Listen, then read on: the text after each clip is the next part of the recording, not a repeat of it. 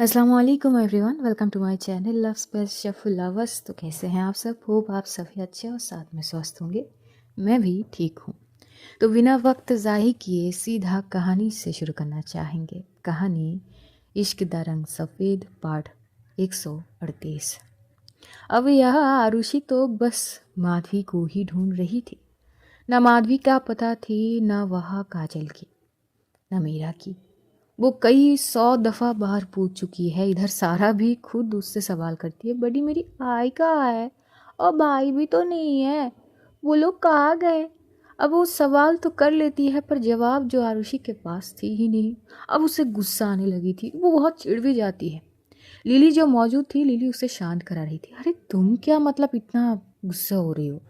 गई है कहीं, आ ही रहे होंगे। अरे कहाँ गई यार, सुबह से मैं उन्हें ना एक पल भी देखी हूँ, अभी को भी देख नहीं पाई। जब नींद से उठी तो निकम्मे दोस्त सारे मौजूद थे। मतलब हो क्या रहा है मेरे साथ भाई? मेरी मेरी बंदी कहाँ है? मेरी बंदी को लाओ मेरे पास। तभी जो है शिवांगी वो भी बोलती कि क्या ऋषि, थोड़ी बहुत पेशेंस रखो। अरे नहीं है मुझ में पेशेंस। अरे मुझे आदत है सुबह उठ के उनको देखने की। अरे क्या चुप्पम छुपाई खेल ये जा रही है मेरे साथ, दिस इज़ नॉट फेयर। तभी यार लिली बोलती है everything is fair in love and work. अब वेरी फनी लिली, यहाँ पे ना तो कोई जंग छिड़ी है और ना ही मेरी मोहब्बत का कोई जंग। मतलब देखो यार, मस्ती मजाक बहुत हो गई। अरे बता दो ना लिली, कहाँ है माधवी जी? यार मैं कब से उन्हें नहीं देखी हूँ। अरे यार मेरी आंखें तरस गए हैं। तभी लिली हंस पड़ती है कि क्या, आई मीन सीरियसली लगभग 2-3 घंटे ही हो गए। अरे मुझे क्या पता वो कब से गायब है। मैं यहाँ पे आई हूँ 2-3 घंटे हुए हैं, बस वो बता सकती हूँ। पर यार तो कितनी देर इंतजार करो? अरे तुम सांस ले लो थोड़ी देर, रिलैक्स। आ जाएंगी। कब आएंगी? जब आनी होगी तब आ जाएंगी। मुहूर्त से पहले तो आ ही जाएंगी। यार मुहूर्त मुहूर्त किस किस चीज की मुहूर्त? अरे पूजा की, तुम भी ना। अब आरुषि की बोलती बंद हो चुकी थी। बेचारी अंदर ही अंदर गुस्से में बस पीस रही थी। सारा जो है वो समझ रही थी कि उसकी बड़ी जो है वो बहुत गुस्से में है, तो आते हुए ना उसे गले लगा लेती। कोई बात नहीं बड़ी, हम इंतजार कर लेंगे ना आय के लिए, आप गुस्सा मत हो। क्या ही कर सकते हैं बच्चे आप इंतज़ार के अलावा? पता नहीं ये लोग तो मेरे प्यार के दुश्मन बन रहे हैं। भाई मेरी ये बंदी से मुझसे दूर कर रहे हो तुम सब। हाँ हाँ ठीक है ठीक है, तुम्हें जितना सुनानी है ना आज तुम शौक से सुना सकते हो। पलट कर कोई भी जवाब तुम्हें देंगे नहीं हम। अब आरुषि को थोड़ी थोड़ी शक भी होने लगी है कि भाई क्या है। और जो डेकोरेशन उसने की थी ना पूरे घर के, गार्डन एरिया के, पूरा गेट तक, लेकिन ये थोड़े और ज़्यादा गॉर्जियस करे गए थे, इतना तो उसने नहीं की। तो शिवांगी को देखते हुए बोलती कि एक मिनट, एक बात बताइए, मैंने तो सिंपल तरीके से डेकोरेशन करने के लिए कही थी, जो करे थे भी, कल तक तो सब ठीक थे। पर आज मुझे ऐसे क्यों नज़र आ रहे हैं कि जैसे थोड़ा और डेकोरेट करे गए हैं? अब वो तो हमारे हिसाब से हम थोड़े बहुत करेंगे ना, आपके हिसाब से पर क्यों? तुम सवाल बहुत कर रही हो आरुषि। खाना खा लिया, थोड़ी देर के लिए शांत रहो या सो जाओ थोड़ी देर। अरे कैसे सोऊं? सोच सोच के पता नहीं मैं थक रही हूँ। है कहाँ माधवी जी? और काजल की बच्ची भी मेरी फ़ोन तक नहीं उठा रही है। आने दो इसे, चमाट लगाऊंगी ना एक। अच्छा ठीक है, तुम्हें जो भी करना है, जिसके साथ भी करना है, आराम से करना, ठीक है? अभी थोड़ा काम डाउन हो जाओ। और ये बोलते हुए जो है शिवांगी लिली को कुछ इशारा करते हुए वहां से चली जाती है। और वो इशारा भी आरुषि देख चुकी थी। अब आरुषि लिली को बहुत घूर के देखती है। अब वो बोलती कि सच सच बताओ लिली, कुछ तो ज़रूर गड़बड़ है। ये तुम दोनों ये इशारों इशारों में क्या कर रहे हो? आई मीन सिर्फ तुम दोनों ही नहीं, मुझे छोड़ के सब ना अलग ही रंग में है, पता नहीं क्यों। आखिर मुझसे क्या छुपा रही हो? देखो लिली, मुझे पता है कि मेरी बर्थडे की सरप्राइज पार्टी रखे गए हैं। ये बात सुनते ही लिली उसे घूर के देखती है। अच्छा तो तुम्हें पता है? हाँ मुझे पता है कि बर्थडे की सरप्राइज पार्टी रखी गई है, तो पूजा भी उस हिसाब से होगी। तो एक अच्छी चीज़ यह है कि दोनों एक साथ, और हम घर में भी एंटर करने वाले हैं नए घर में, तो अच्छी हो जाएगी।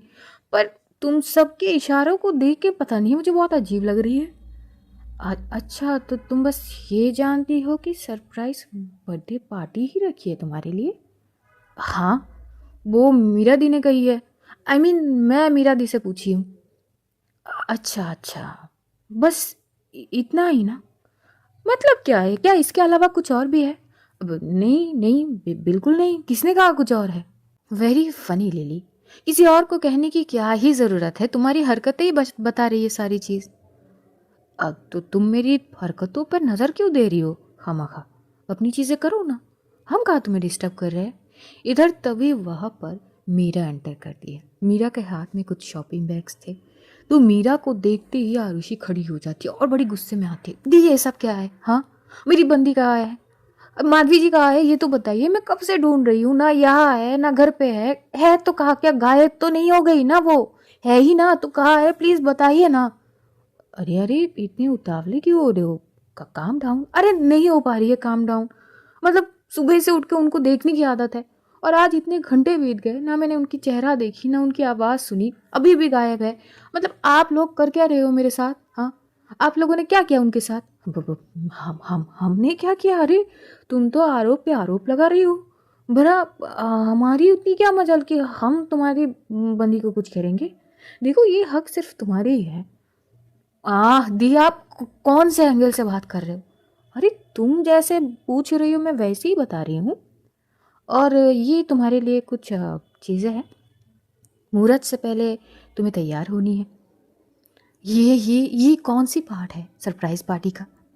देखो, तुम्हारी बंदी ने तुम्हारे लिए सरप्राइज पार्टी रखी है तो तुम्हें हर चीज में एटलीस्ट साथ तो देना चाहिए ना।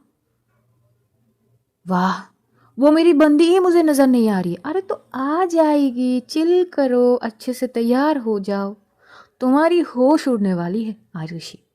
लिख के ले लो मेरी बात, उड़ी हुई है मेरी होश। जब से देखा नहीं तब से ऐसे लग रहा है कि बिन पानी के में से मछली की तरह मैं तड़प रही हूँ। हाँ वैसे हम भी देख रहे हैं, मजाक उड़ा रहे हैं ना आप सब मेरे? हाँ, अच्छा अच्छा, अब शांत हो जाओ। कुछ खाए पिए तुमने? अरे गले से खाना नहीं उतर रही है मेरी। अरे आप लोग मेरे साथ मत करो ना ऐसा प्लीज। अरे नहीं चाहिए मुझे बर्थडे पार्टी। अरे प्लीज मेरे माधवी जी को मेरे पास लाइए ना। अरे कब तक मैं ऐसे इंतजार करूं, मुझे तो पता भी नहीं है वो कहाँ है। इधर लिली जो है वो देखती है मीरा की तरफ, और ये दोनों इतनी हंसती है, आरुषि को बहुत गुस्सा आती है और बोलती है कि एक मिनट, आप दोनों ना निकलिए, निकल जाइए यहाँ से, बहुत उड़ा लिए मेरी मजाक, चलिए बाहर जाइए। और उन दोनों को भेज देती है। कमरे में सिर्फ सारा ही थी, तो वो सारा से बात करने लगी थी। सारा घर के बारे में बहुत से सवाल करती है। तो ऐसे ना लगभग दोपहर बीत जाते हैं कब का, और भी वक्त बीत जाते हैं। अब उसे समझ आ रहे थे कि बाहर कुछ तो शोर हो रहा है। तो वो विंडो से जैसे झांकती है ना, तो वो मंडप जो गार्डन एरिया के थोड़े पास में ही लगाए गए थे, उसका तैयारियों में लगे हुए थे। जैसे कि टाइम सेट कर दिए हो कि बस इस टाइम तक ये मंडप पूरी तरह से तैयार होना चाहिए। तो भाई साहब इसके लिए जो भागम दौड़ मचे हुए थे, वो जैसे ही थोड़ी और झांकने की कोशिश करते, बस उस साइड से वो पूरी तरह से देख नहीं पा रही थी। बस कुछ स्टाफ और उसके कुछ फ्रेंड्स जो ही इधर उधर भाग रहे, सबके हाथ में कुछ ना कुछ चीज़ें थे। अब वो समझ नहीं पा रही थी कि भाई यहाँ हो क्या रहा है। तभी वो देखती है कि अश्विन भी भाग रहा है, कभी इधर जा रहा है कभी उधर। खुद ही कंफ्यूज हो गई कि ये सच में बर्थडे पार्टी ही है क्या। वैसे भी उस हिसाब से उसे कुछ लग नहीं रही है, पर फिर भी वो चुप बैठ जाती है। न जाने कितनी हजारों दफ़ा वो काजल को कॉल कर चुकी थी, माधवी को कॉल कर चुकी थी। न काजल उठाती है, न रिस्पॉन्स करती है, और ना ही माधवी। एक वक्त आती है कि वो तो काजल को गालियां भी देने लगी थी, पर काजल बस एक स्माइल इमोजी वाले कुछ भेज कर बस बोलती कि शांत रख, बहुत जल्द पहुंचने वाले हैं।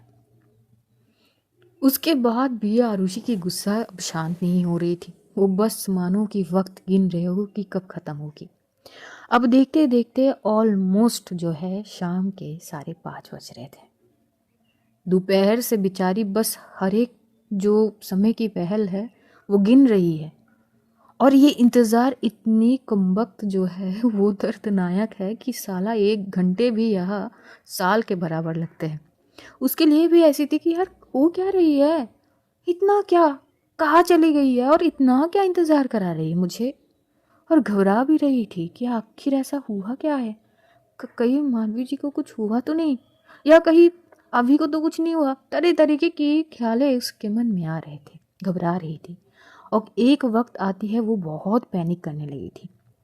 और पैनिक करते हुए वो अब जैसे ही घर से निकलने लगी थी कि मेन डोर तक, जो घर के मेन डोर है, वहाँ पर जो है शिवांगी और लिली दोनों खड़े हो जाते हैं।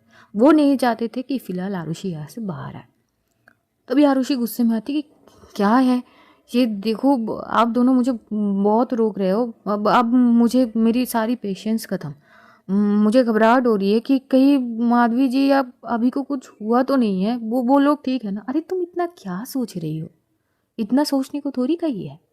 वैसे वक्त तो हो गई है, वो लोग आते होंगे, अब जाके तैयार हो जाओ।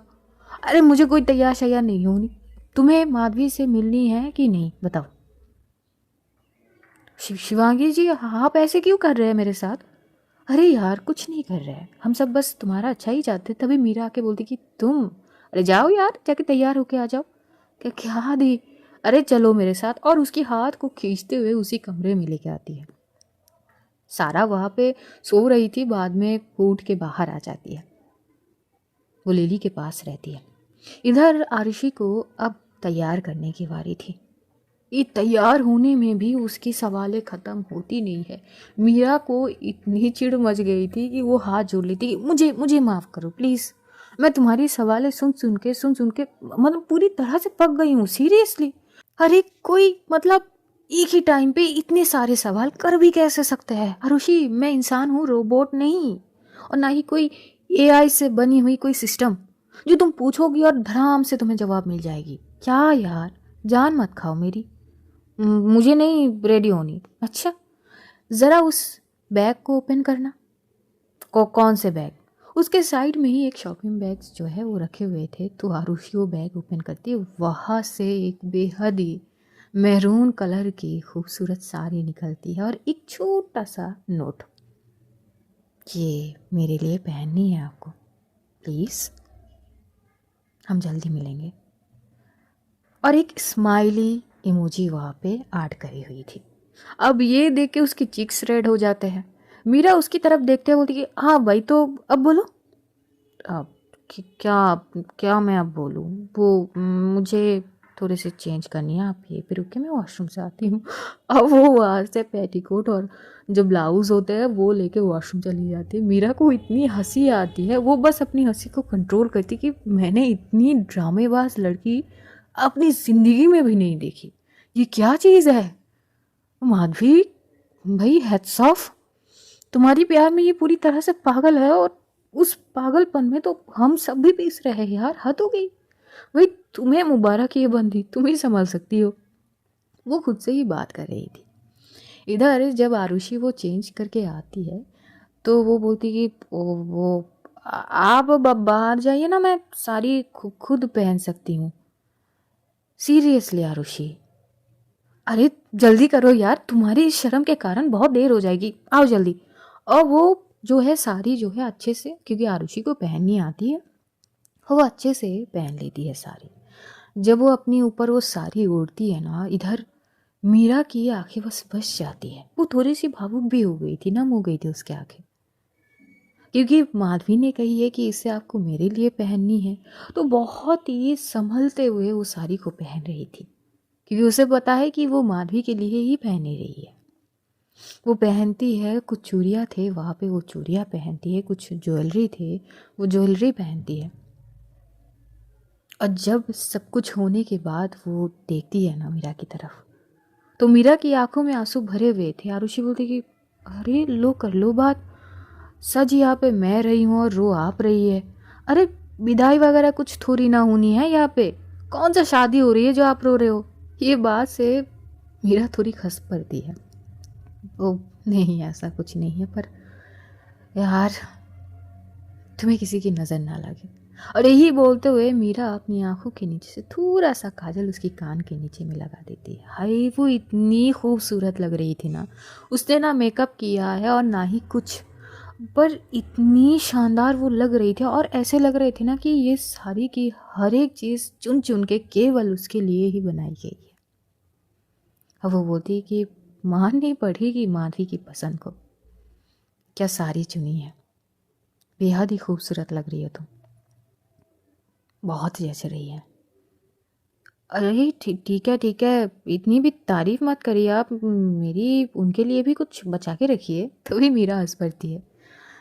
इतना प्यार करती हो ना तुम आरफी से, बहुत। चलो मैं थोड़ा सा तुम्हें स्किन टच दे देती हूँ। नहीं, मुझे कोई मेकअप शेकअप नहीं करना। अरे पापा, सादा नहीं करेंगे, बस सिंपल सी, क्योंकि बहुत घंटे शायद तुम्हें इसी लुक में रहनी पड़ेगी। बहुत घंटे मतलब ऐसा क्या होगी, बहुत घंटे ऐसे ही रहने पड़े? मैं इतनी देर तक सारी नहीं संभल पाऊंगी, आदत नहीं है मुझे। अरे तो कोई बात नहीं, एक दिन में क्या ही हो जाएगी, कर लो। और बाद में वो थोड़ी बहुत उसकी बालों को ओपन ही रखती है, बस एक तरीके से जो माथे के वो होता है वो एडजस्ट करते हुए फाइनल लुक उसका हो जाती है। और जब वो उठ के खड़ी होती है, वो चूड़ियों की खन खन, वो झुमके की शोर, हाय पूरे कमरे में जैसे ही गूंजते हैं ना, तो बाहर से नॉक नॉक होती है। लिली और शिवांगी सारा के साथ खड़े थे। तो मीरा आती है, दरवाज़ा खोलती है। इधर ये तीनों जब एंटर करते हैं, तीनों के मुंह खुला का खुला रह गए थे। सारा तो बोलती कि ओ, क्या आप मेरी बदी हो? आप कितनी सुंदर लग रही हो। और ये बोलते हुए वो आती उसे हक कर लेती है। मेरी बड़ी कितनी सुंदर है, बड़ी आप बिल्कुल ब्राइट लग रही हो। हाँ बच्चा, आप ऐसे तो मत बोलो, मतलब क्या है सब, मुझे इतना घुरिए मत। आई मीन मुझे शर्म आ रही है सीरियसली। तभी सब हंस पड़ते हैं। तुम्हारी शर्म की तो पर काफ़ी सुंदर लग रही हो। तो लिली आके भी उसे हक करती कि हाय, सच में आप, मुझे लग रही कि ये सारी सिर्फ और सिर्फ तुम्हारे लिए ही बनाए गए हैं। अरे लुक एट यू, कितनी सुंदर लग रही हो। आरुषि बोलती कि हाँ देख ली, मुझे वैसे भी खुद को देखनी नहीं है, मुझे माधवी जी को देखनी है यार, कब आएंगी वो। इधर तभी बाहर जो है पता नहीं एक पटाखे जैसी फोड़ने की कुछ आवाज़ होती है। तभी सबके चेहरे पे एक मिस्टीरियस वाली मुस्कुराहट आरुषि नोट करती है। अब वो घूर घूर के सबको ही देखती है। क्या क्या, वो क्या है ना, तुम्हारी बंदी आ चुकी है, उसकी आने की खबर है। चलो कहाँ चले? अरे चलो तो सही, 6 बज गए यार, 8 बजने में ज़्यादा देर नहीं है, चलो। और उसकी हाथ थामते हुए यहाँ पे ये सब जो है उसे लेके अब धीरे धीरे बाहर की तरफ आ रहे थे। जैसे ही घर के मेन डोर खुलते हैं तो सामने आरुषि, कुछ पता नहीं उसके आंखों में कुछ धुंधलेपन से आ रहे थे, क्योंकि वहाँ पे पता नहीं क्या क्या फोमिंग वगैरह कर रहे थे। सामने का नज़ारा वो प्रॉपर देख ही नहीं पा रही थी। पर वो बाहर आती है, जैसे ही दहलीज के बाहर पैर रखती है, सीधा नज़र उसकी मंडप पे जाती है। और मंडप जो है ज़्यादा गॉर्जियस तरीके से फूलों वगैरह से नहीं सजाए गए थे, सिंपल, पर वो इतनी क्यूट दिखाई दे रही थी, इतनी सुंदर लग रही थी, इतना अट्रैक्टिव। वो समझ तो गई थी कि ये हवन या पूजा के लिए ऐसे तो कोई नहीं करते है। वो बस देख ही रही थी। तभी यहाँ पे काजल की आवाज़ उसके कान में गूंजती है। ओए ड्रामा क्वीन, इधर तो देख ले। तभी आरुषि की नज़र मंडप से अब हटते हुए सामने की जगह पर आती है। लगभग 50 से 60 कदम की फासला थी। वो काजल को देख पाती है। काजल भी साड़ी पहनी थी, बहुत ही खूबसूरत लग रही थी। खुले बाल, सिंपल सी नेकलेस, झुमके, चूड़ियाँ, आंखों में काजल, और उसकी मांग की वो सिंदूर थोड़ा आज ज़्यादा ही शाइन कर रहे थे, पता नहीं क्यों। वो देखती है थोड़ी दूर से, पर वो देख ज़रूर लेती है अच्छे से। खुद ही सोच रही थी, वाह, ऐसे लग रहे कि किसी शादी में आई है। लेकिन वो नोट करती है काजल की गोद में अभी है, और ऐसे खड़ी है ना काजल, जैसे कि वो किसी को कवर करके खड़ी है। थोड़ी सी अपनी आंखों को वो मसली की कि वो ठीक तो देख रही है ना, कि तभी लिली हाथ पकड़ लेती, क्या कर रही हो? अरे पता नहीं क्यों ऐसे लग रहा है कि आंखों में कुछ चुभ रहा है। कुछ नहीं है, दिखो ज़रा, दिखाओ मुझे, सब ठीक है। काजल फैल जाएगी। अरे यार क्या तुम सब भी, ओए कहाँ रह गई थी? और क्या अपनी शक्ल दिखा रही है? हाँ अच्छी लग रही है, पर ये बता, हाय माधवी जी कहाँ है? अरे देखो तो ज़रा कैसे तड़प रही है, बिन पानी मछली की तरह। हाँ हाँ, हूँ तड़प रही हूँ, मैं हूँ ऐसी। अरे मैं उनके बिना यार एक पल नहीं रह पाती, और कितने घंटे बीत गए, ना घर पे थी ना यहाँ पे, कब से सब बोल रहे कि आ रहे, और किसी ने बोला कि आ गई है, कहाँ है वो?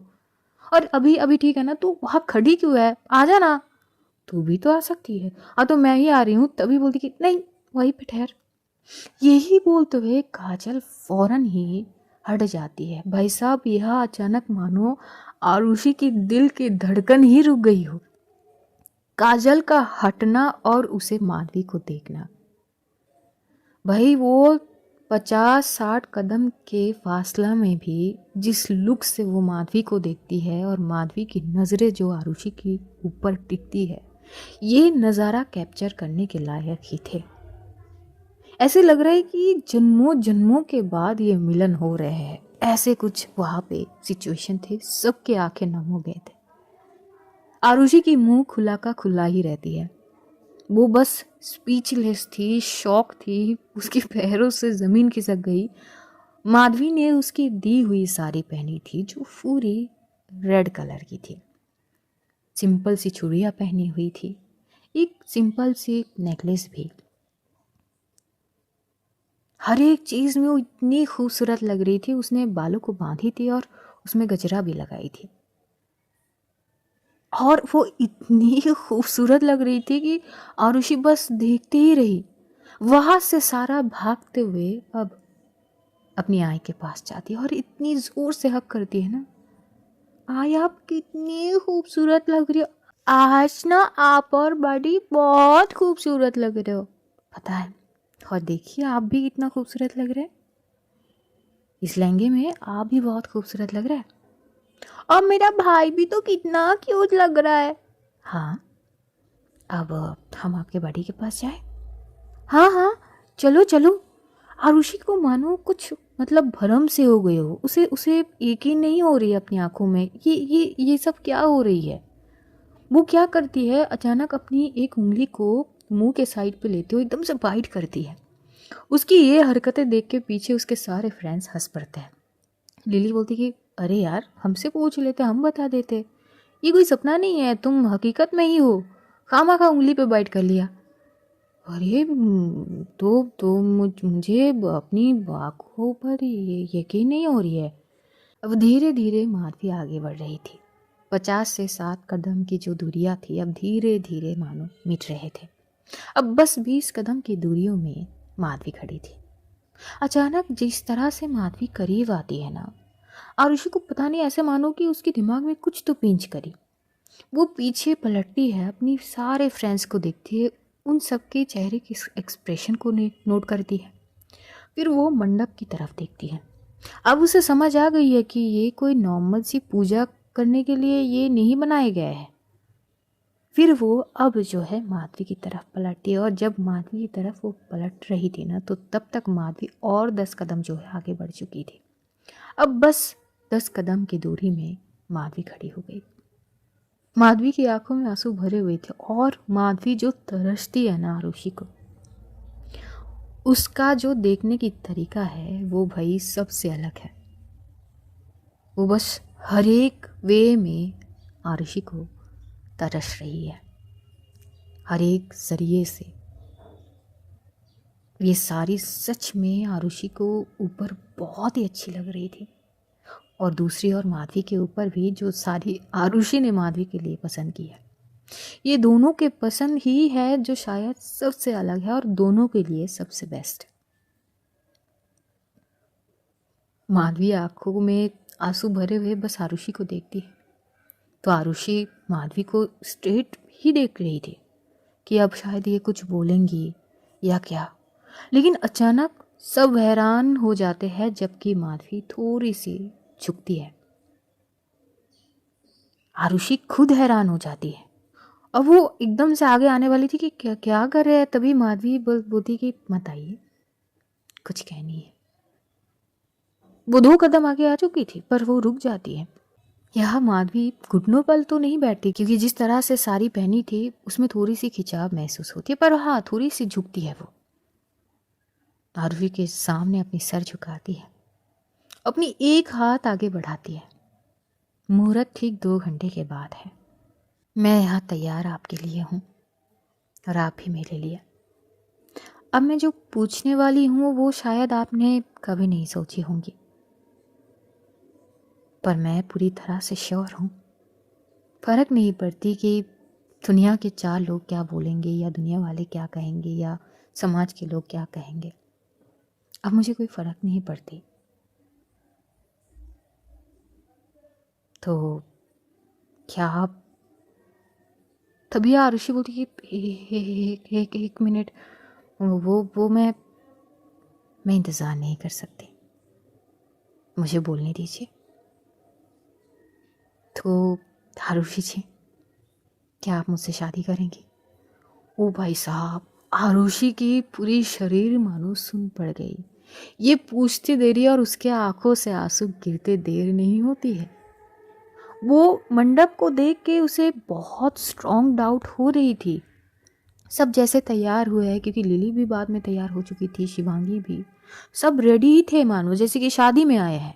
और सबकी ओर देखते हुए, सारी चीज़ों को देखते हुए उसे थोड़ी थोड़ी अब डाउट हो गई, जो माधवी को देख के अब थोड़ी थोड़ी क्लियर होने लगी थी। लेकिन अब जब माधवी ने शादी की पूछी है तो उसका जो वो इमोशन होते हैं, जिस तरह से भाई बाहर होती है, वो यहाँ पे सिसक सिसक के रोने लगी थी।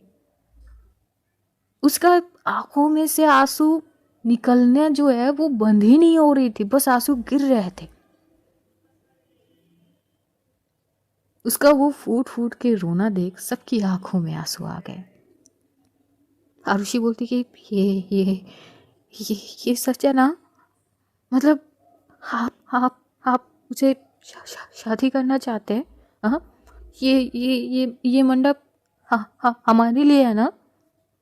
माधवी के भी आंखों में आंसू थे। अब वो आती है, वो आती ही बस थोड़ी सी और झुकेगी कि आरुषि उसके हाथ को थाम लेती। नहीं नहीं, झुकिए मत। आप मुझसे सच में शादी करेंगे? हाँ, मुझे आपसे शादी करनी है। क्या आप मुझसे शादी करेंगे? माधवी जी, वो मुझे मुझे मुझे यकीन नहीं हो रही है। ये दोस्त तो देख रहे हो, ये माधवी जी मुझसे शादी की बात करी है यार। तुम सब सुने? काजल काजल तो हंसती है और बोलती कि यार ऐसे मत रुला यार, विदाई भी बचे है यार। अगर अभी रो लूंगी तो तब क्या करूंगी? मुझे नहीं रोनी। सब जो है बोलती कि हाँ आरुषि, यही है सरप्राइज, आज तुम्हारी शादी है, जो 12 बजे तक तो आई थिंक हो ही जाएगी चीज़ें। आरुषि को अब भी यकीन नहीं हो रही है।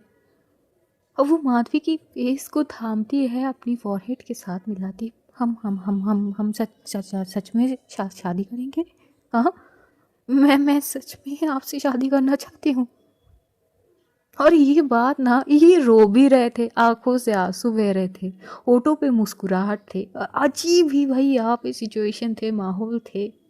सब रो रहे थे और हंस भी रहे थे। कह सकते हैं कि ये आंसू जो है वो दुख के नहीं बल्कि खुशी के आंसू। और खुशी के आंसू में ना भाई इमोशनल जो है, इमोशन सारे कूट कूट के भरे हुए होते हैं। इन दोनों ने क्या क्या नहीं देखा, क्या क्या नहीं झेले। सब चीज से ठोकर खाकर भी ये दोनों एक दूसरे के साथ खड़े थे। और आज शायद उस सब्र का ही इन दोनों को शायद जवाब मिल रहा है। आरुषि अब भी रोए जा रही थी, उसकी रोना तो बंद ही नहीं होती है। तभी माधवी बोली, मत रोइए ना, खुशी की बात है ना। वो मैं समझ नहीं पा रही हूँ कि कैसे क्या क्या बस करनी है ना। अरे करनी है, मुझे मुझे मुझे आपसे शादी करनी है। अरे जितनी बार भी मुझे मौका मिले मैं करना चाहती हूँ आपसे शादी। I love to do it, I will marry you.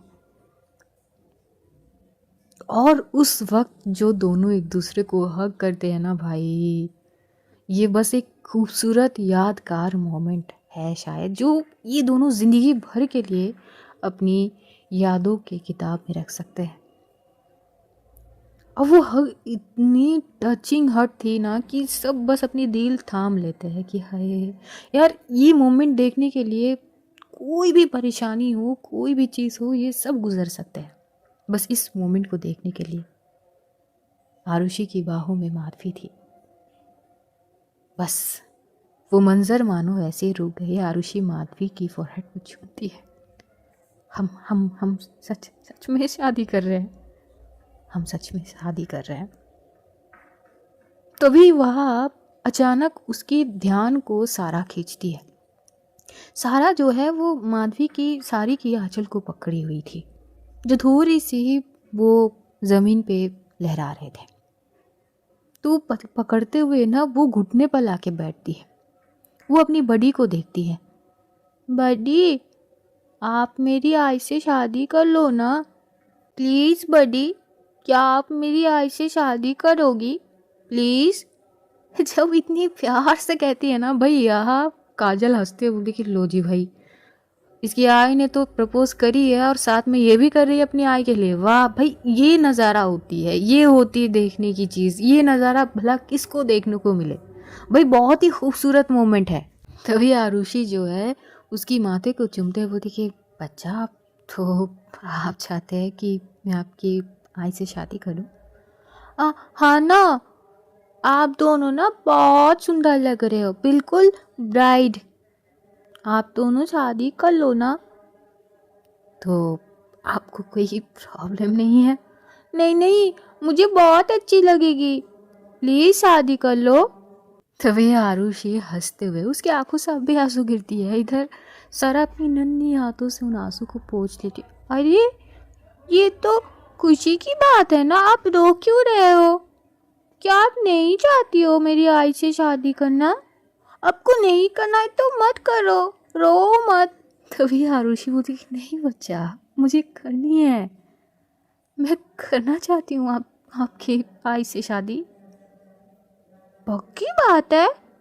पक्की बात है, मैं आपसे आई से शादी ज़रूर करूँगी। और ये बोलते हुए उसे हक कर लेती है। तभी उसके सारे दोस्त जो है एक साथ आते हुए जो इन दोनों को हक करते हैं ना, माधवी को, आरुषि को, एक साथ सबके आंखों में भाई आंसू भरे हुए थे। ठीक 7:15 में वहाँ पे अश्विन जो है वो बाहर गया था। वो एक पंडित को लेके आता है। वो अकेला नहीं बल्कि उसके माँ भी उसके साथ ही आते हैं।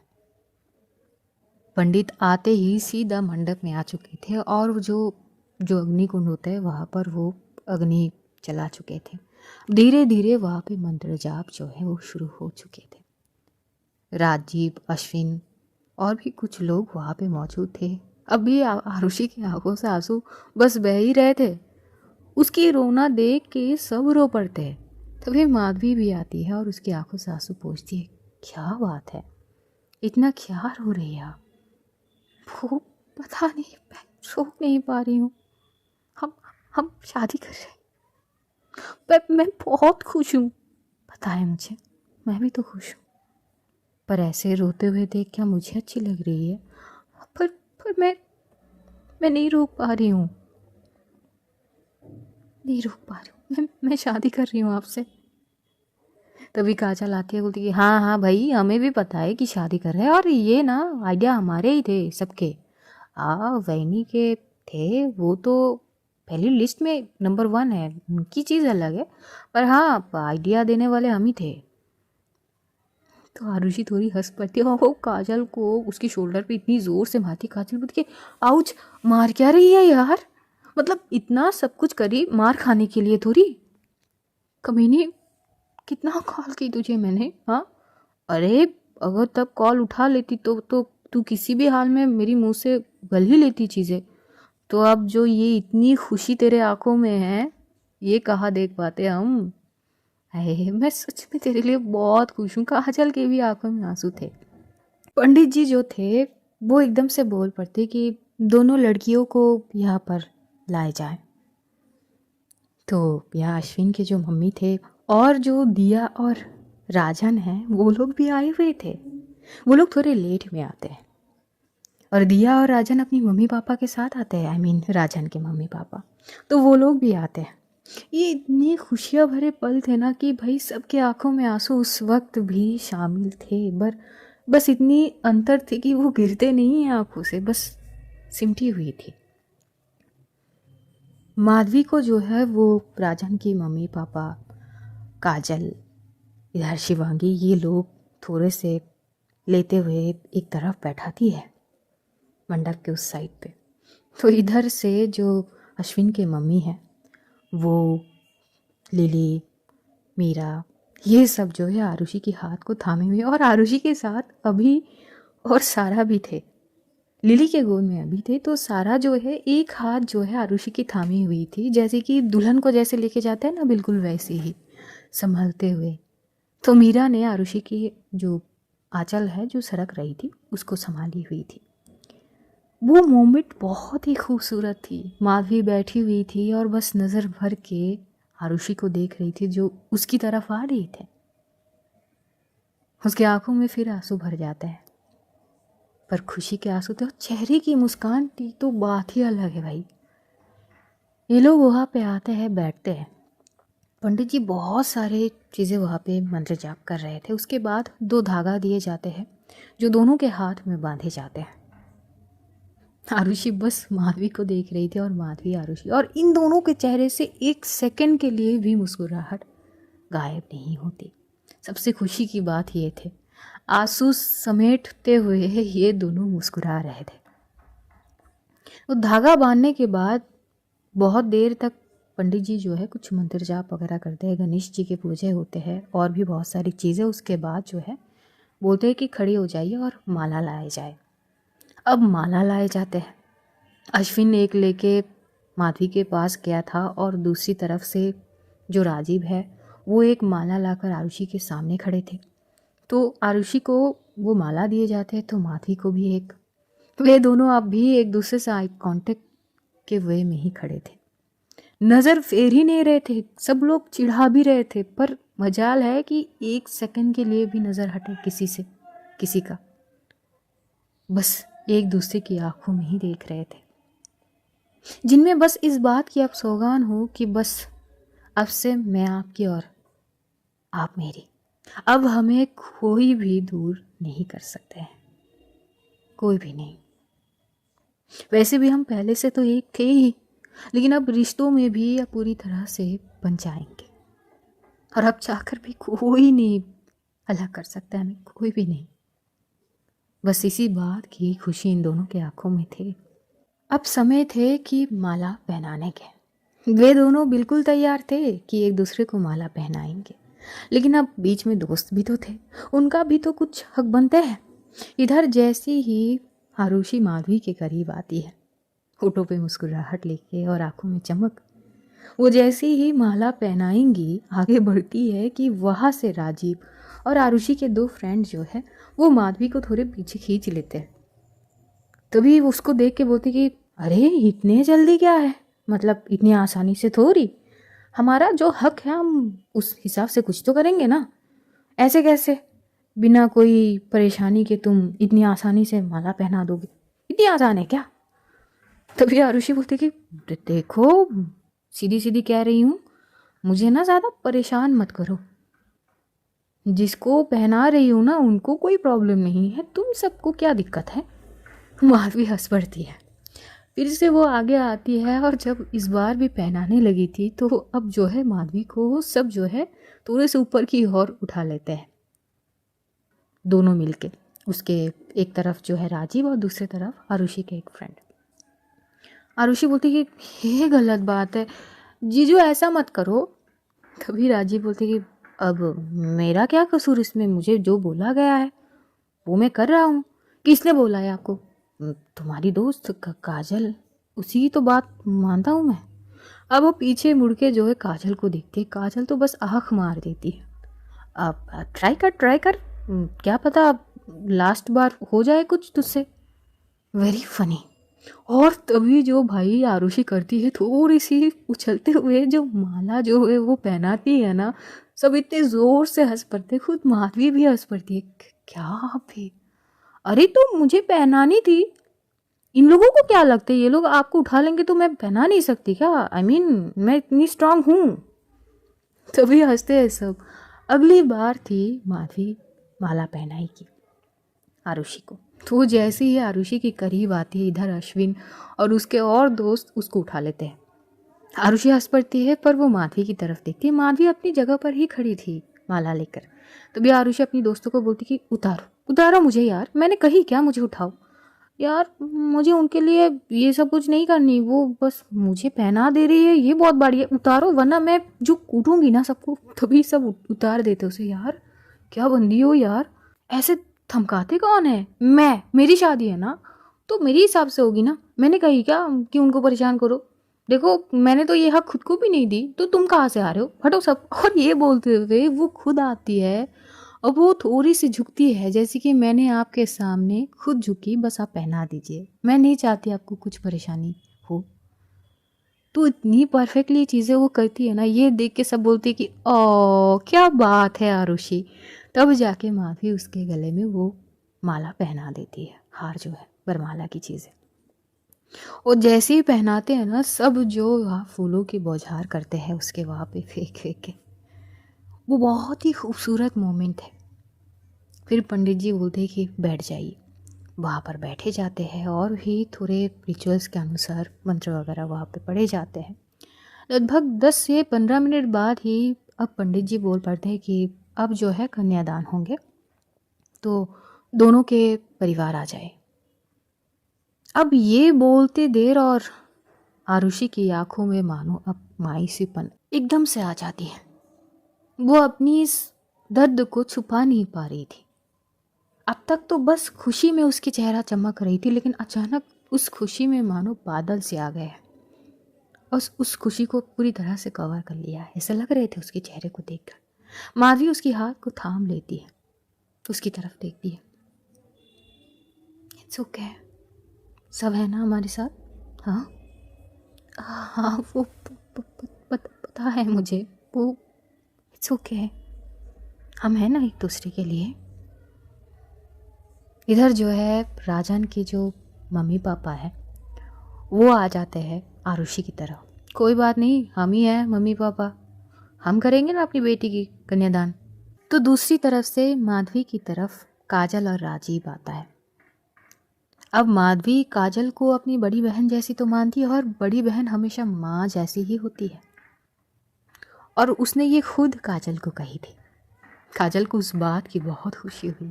तो जब आती है इधर, आरुषि बस काजल को देखती है, काजल की आंखों में आंसू भरी हुई थी।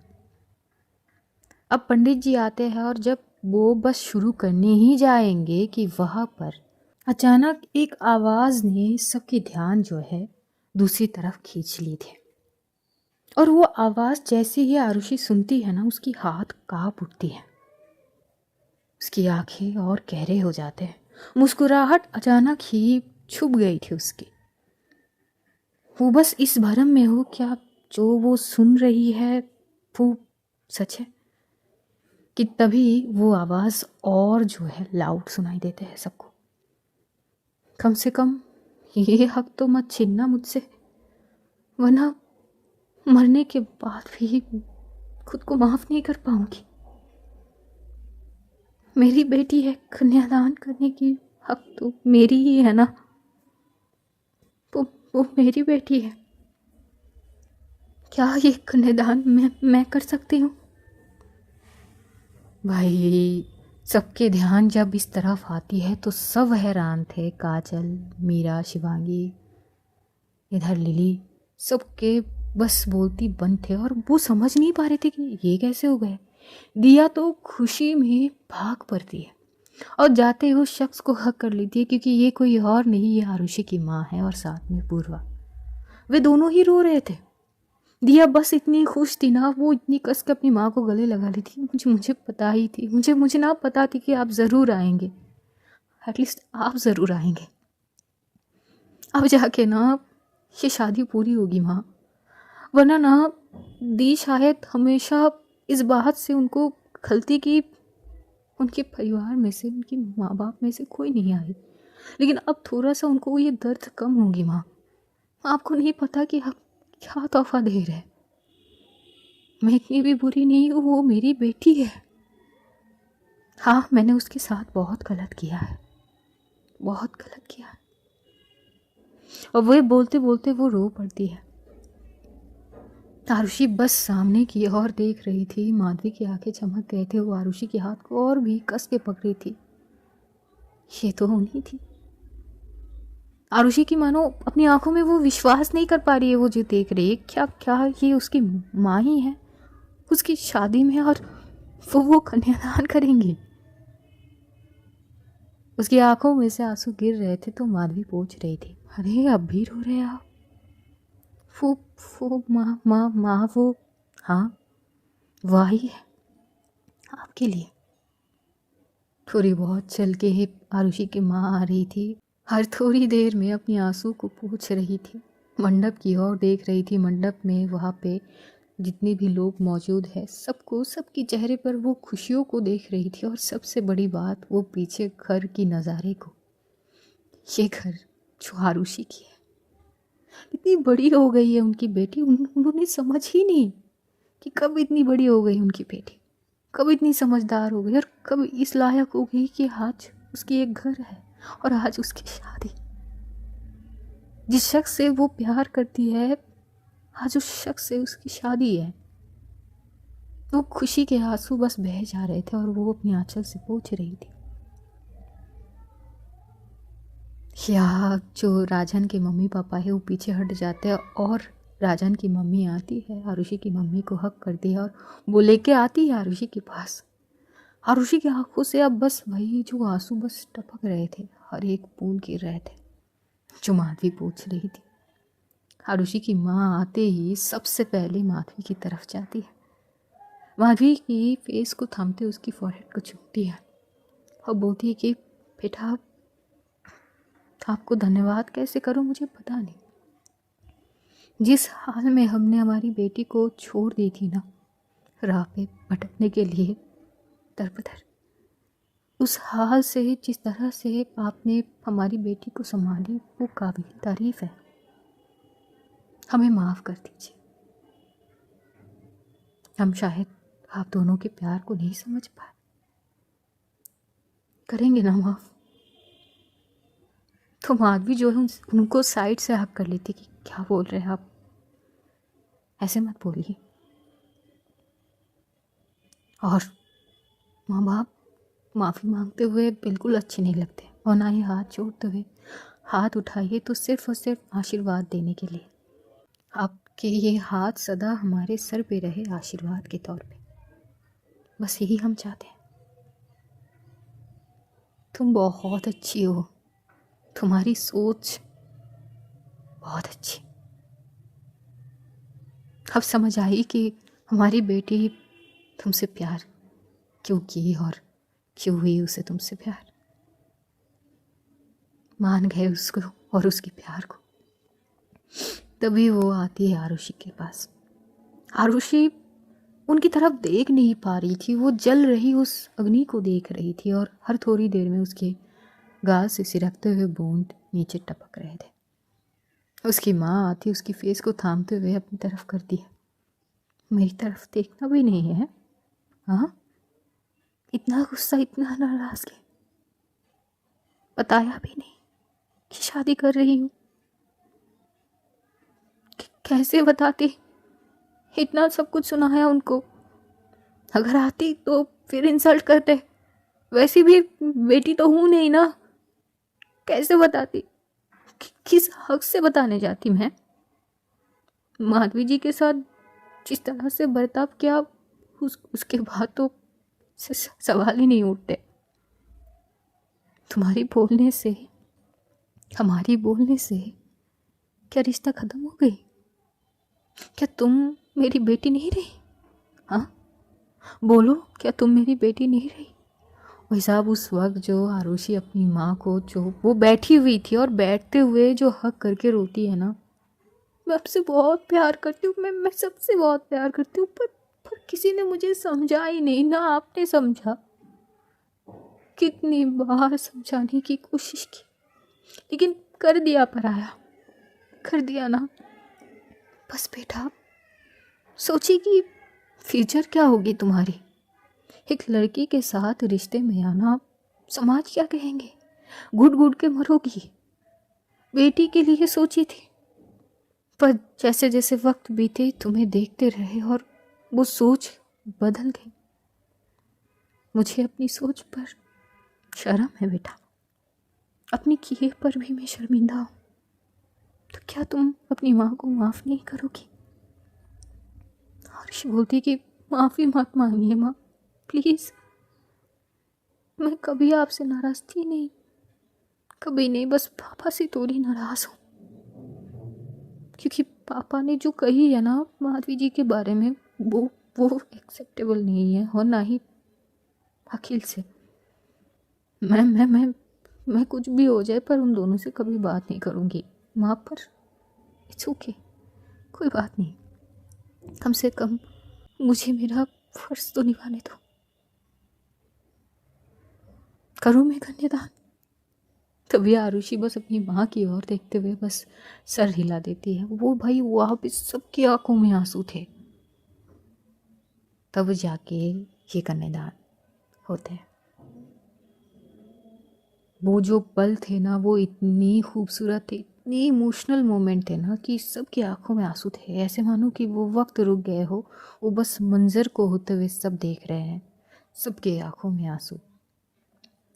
काजल अपनी आंखों को पोंछती होती कि बस यही तो चाहिए थे।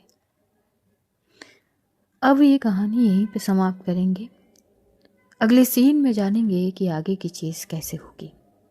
तब तक ध्यान रखिए सभी अपना और अपनों का। ढेर सारा प्यार बांटिए, खुश रहिए, खुशियाँ बांटिए। Love you all guys, see you soon. बेहद जल्द फिर मुलाकात होगी।